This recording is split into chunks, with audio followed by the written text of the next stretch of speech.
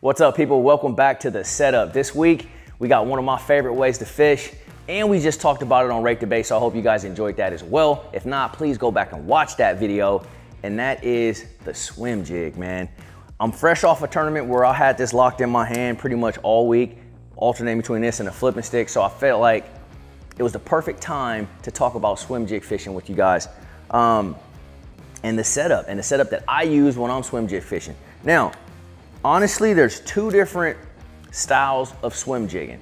The one that we're gonna cover today in this video, this is gonna be your heavier cover, your toolies, your bank grass, gator grass, lily pads, things like that. This is gonna be the setup for that. I'll do another one later talking about grass fishing and grass swim jigs, where I'm utilizing fluorocarbon fishing line, fishing a little bit deeper, and it's more of just a wind, a consistent wind.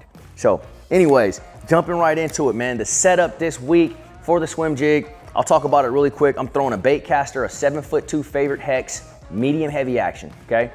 I got that coupled with a Johnny Morris Platinum Signature Series reel and 50-pound Seaguar Smackdown braid. Excuse me, not Smackdown, Seaguar Tactex braid. I got confused there for a second. Now, that's actually a very important thing. I want to talk about that really quick, the line, okay? Seaguar makes two different braids. You got Smackdown and you have Tactex. Here we're using Tactex. And why is that? Tactex is a 4-carrier braid, meaning they take 4 pieces of braided line and basically wove them together to make your main line, right? Smackdown is an 8-carrier line. What does that mean? That means Smackdown is gonna be a lot more smooth. It's gonna be a lot quieter coming through your guides. And guess what? It's not gonna cut grass nearly as easy. This stuff is a lot more rigid, rough on the edges. If you feel it to the touch, it's kind of grindy, and it makes that notorious sound in your guides that we always hear, that, you know, when you hear that, that's this line coming through your guides. It doesn't hurt anything, it just sounds like that. But let me tell you why I love this line. Because it's sharp and it makes that noise and it has all that coarse roughness to it. When I tell you it cuts grass like no other, so if I get bit on the backside of some toolies or lily pads and that fish grabs me and takes me down in there, when I'm pulling on that fish, it literally just cuts that grass like a knife. It's like ding, and then you're pulling that fish in. And that's what you gotta have with braided line. So I definitely wanted to talk about that. Now let's talk about the jig itself a little bit. I almost always swim a 3/8 ounce jig. I don't know why that is. I just found that that's the weight that's most efficient for me. When I'm fishing heavy grass, which is like I'm doing fishing this week, I often utilize what's called the Alabama Shake, the Coosa River Hop. You know, they got a bunch of different names for it, and you'll see me working that rod tip like this. And that basically just gives that swim jig a unique action, and it keeps it high in a water column. This week I was fishing like 1 foot and 1.5 feet deep max. So you definitely want to keep that bait up. Most of the strikes were visual strikes, so I'd see the bass come out of the habitat, grab it, set the hook, and then I'd drag them out through the grass. All right, guys, so I know you guys are curious, what jig is that? What jig is he throwing? And if you watched the Rate the Bait video that just dropped a few days ago, I talked about, you know, we use a lot of custom tackle as professional anglers as well. And so I got a good buddy back home in California that hand ties these jigs and makes these for me. But in the Rate the Bait, we went over a whole host of jigs that I do use and all of us use that are in my tackle box that everybody has access to, that you can buy at Bass Pro Shop, Cabela's, places like that. So go check that out and find yourself the right swim jig for you.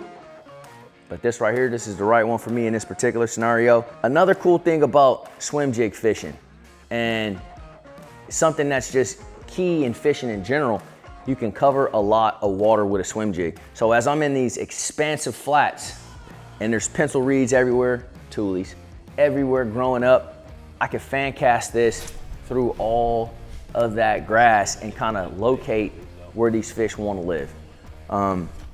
Obviously there's a weed guard on the jig, so it comes through the cover really, really well, you know, and that's key. A lot of times people are scared to fish these sort of places because it's like, I'm afraid to get my bait hung up in there.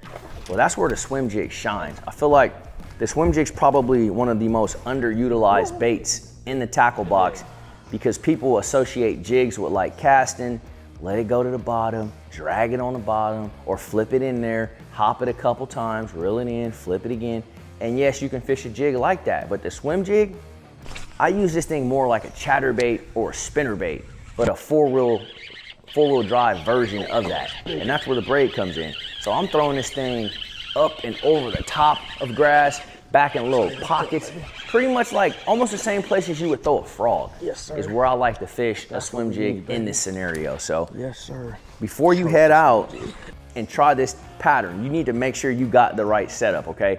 Very key, because you will hook some big bass way back in that stuff, and if you're not prepared, you're gonna lose them. So again, you want a decent rod with some good backbone on it and a fast tip so you can feel the bite, but also so you can work the bait and get the right action on it. You don't need a high speed reel, but you want a in-between speed reel, like I said. I'm using a 6:8 gear ratio.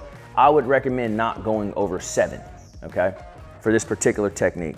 And then last but not least, this braided line is pivotal, okay? A lot of different braid manufacturers out there. You guys can use what you like, of course, but this Seaguard Tactex, not only is it priced right, it's the right line for the job and it gets it done, okay? I'm highly impressed at how it cuts grass. And so not only do I swim with it, I flip all my flipping setups also have that. So that'll be another setup down the road. So just wanted to take a quick moment, since swim jigs was a hot topic in the comment section, and it's been a hot topic all week over on Saginaw Bay. Several anglers caught them on a swim jig, myself included. I wanted to take a moment and talk about this and how I work the bait and how I set that up. So hopefully you guys enjoy this, learn something. Please hit me with some comments. I'd love to jump in there and answer them for you regarding swim jig fishing. But when it comes to heavy cover, grass fishing, and a swim jig, make sure you got that braided line. I cannot stress that enough.